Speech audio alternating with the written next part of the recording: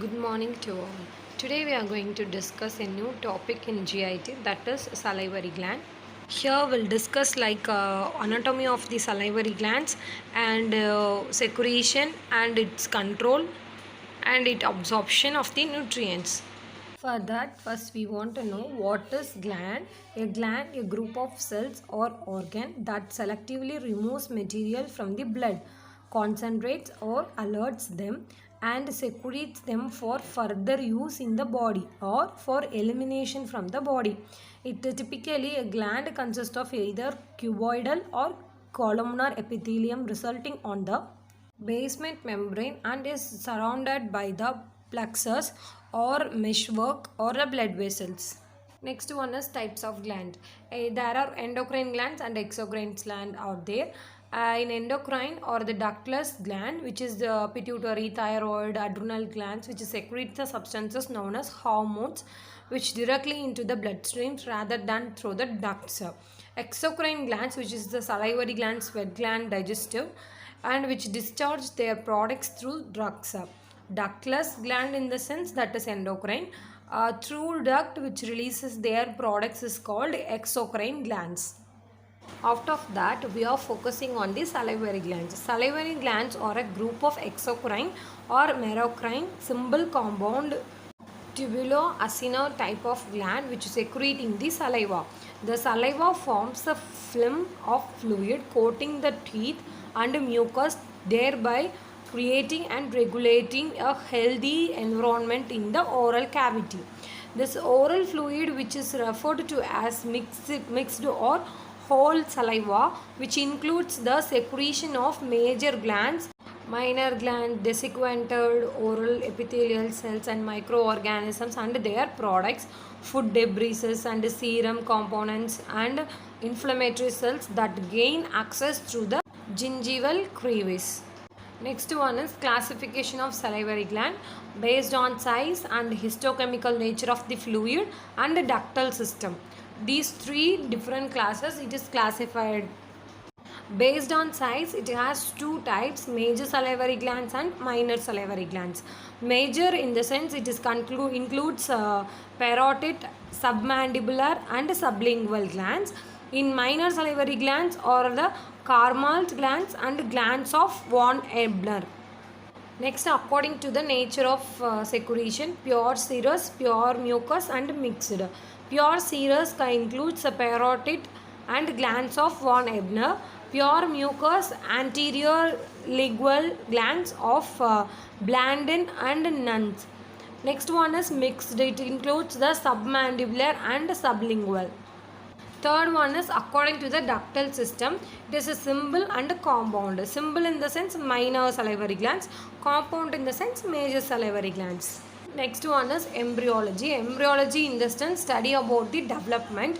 The individual salivary glands arises as the proliferation of oral epithelial cells which forming a focal thickened that grows into the underlying ectomesenchyme, which continued growth results in the formation of the small bud connected to the surface by the tailing cord of epithelial cells with mesenchymal cells condensing around it, and formation of cleft occurs forming two or more buds. Continuation of this process called branching morphogenesis produces the successive generation of buds and a hierarchic ramification of the gland. Branching morphogenesis defined as the growth and branches of epithelial tubules during embryogenesis is the fundamental features of renal, lung, mammary gland, submandibular glands and pancreatic morphogenesis in mammals. See here in this image, first here solid downgrowth of the epithelium, next the branches of the downgrowth, followed that canalization of the ducts happened, after that the formation of acne from the terminal parts of ducts. This table gives you a gland and their location and IU lives. First one is parotid gland, which is the corner of stromodium in the location and is 6 weeks. Submandibular gland is the floor of mouth at the ends of 6 weeks. Next one is sublingual glands, which is located in the lateral to submandibular primordium. It consists of 8 weeks. And next one is minor salivary glands, all that are in the buccal epithelium, which is 12 weeks. Parotid gland is the largest serous salivary gland, which weighs around 15 grams, resembles a three-sided pyramid which apex directly downwards, and four surfaces are there: superior, superficial, anteromedial and posteromedial. Next one is separated by the three borders, that is the anterior, posterior and medial borders. Next one is physiology or composition of salivary secretions, which production around 1 unit per day. It includes the 0.1 to 4 ml per minute it's secreting, which varies from the rest to stimulations.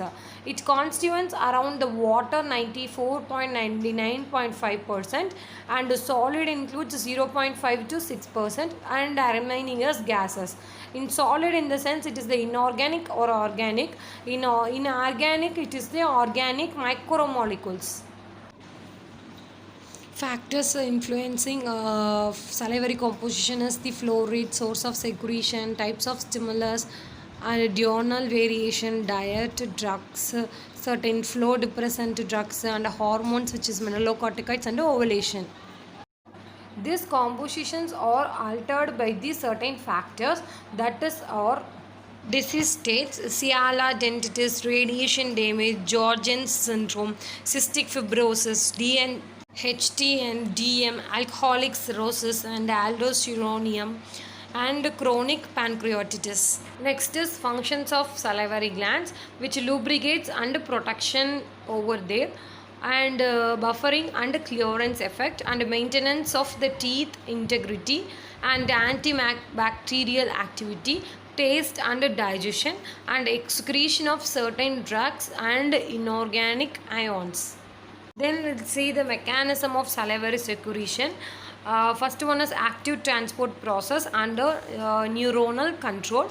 Next one is osmotic process. First, the acidosyl, which includes the potassium, sodium, bicarbonates ion along with the chloride to preserve neutrally. Next is primary secretion, isotonic. It's the ductal cells rich blood supply, reabsorption of sodium ions and secretion of bicarbonates and potassium ions. Next, final secretion of the salivary. It is in the hypotonic condition. Since saliva is the hypoosmotic secretion of the salivary gland, hence the metabolic activity, that is oxygen consumption, is increased by 5 folds during secretory activity as compared to that of resting time. At rest, the salivary contains more potassium ions, less sodium chloride and bicarbonate ion compared to plasma. However, as salivary flows increases, there is a less time for ion exchange in the ducts, the resulting being less hypotonic and more isotonic, resembling primary secretion. Next one is aldosterone increases the potassium concentration and decreases the concentration of the saliva. Thus, a high saliva sodium potassium ratio is seen when aldosterone is deficient.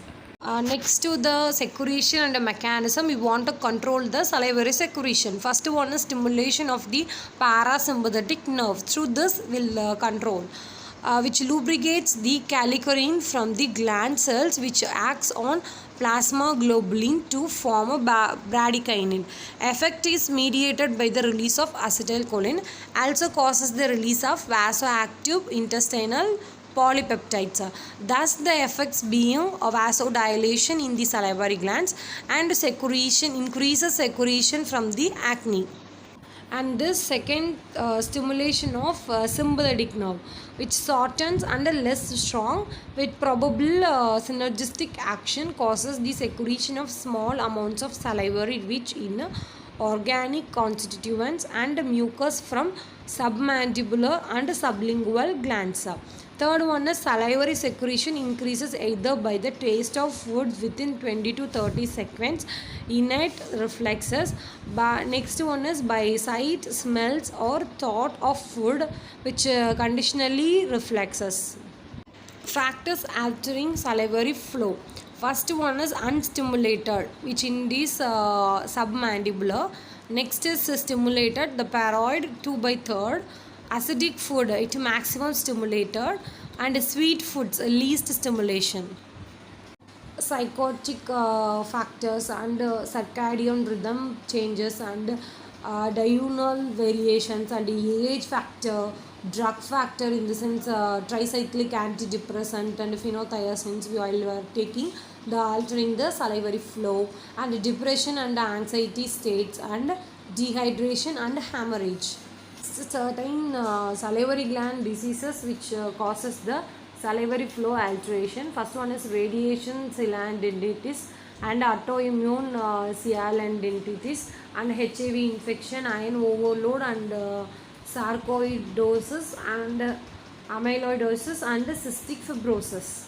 Up to this, we'll finish the salivary gland secretion, composition, control and mechanism and their factors influencing that. If any doubt on this portion, you can comment me at any time. Today's question was, what are the different classifications of salivary glands?